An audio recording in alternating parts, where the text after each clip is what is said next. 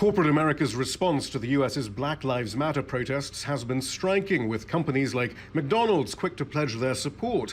But Twitter users and civil rights groups pointed out that McDonald's has long fought against increasing the minimum wage for workers and was resistant to calls for protections for its employees during the pandemic. Activists argued it was McDonald's that was perpetuating racist economic inequality, of which police brutality is a symptom. Now, in the business community's latest response to the protests, 27 CEOs have formed the New York Jobs CEO Council, which aims to hire 100,000 people from low-income and Black, Latino, and Asian communities by 2030.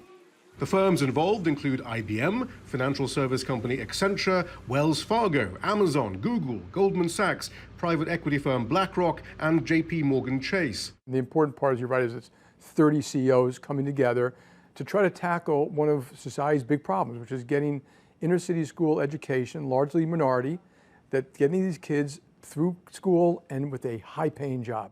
The small print is vague. It's not clear what, if any, new jobs are actually being promised. But many of the companies involved with the council have long been accused of being directly responsible for racial and economic inequality in the US.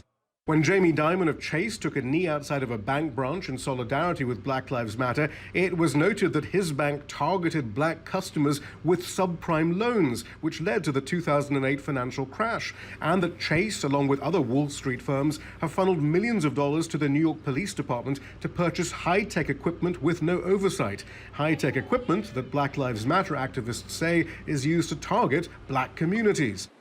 Longtime observers of the civil rights struggle see echoes of corporate America's response to the racial uprisings of the 60s. Training programs and apprenticeships for black youth were set up, but the choice remains stark.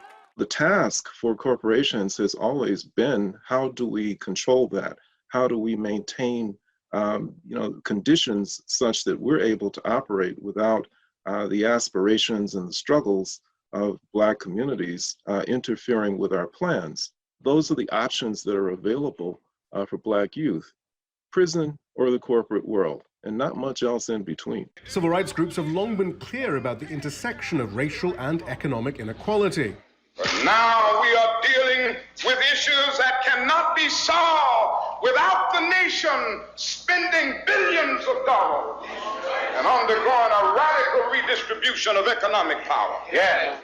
But once again, we're seeing those who openly stand in the way of that redistribution of economic power, claiming to be constructive agents of change. Shihab, Rattansi, Al Jazeera.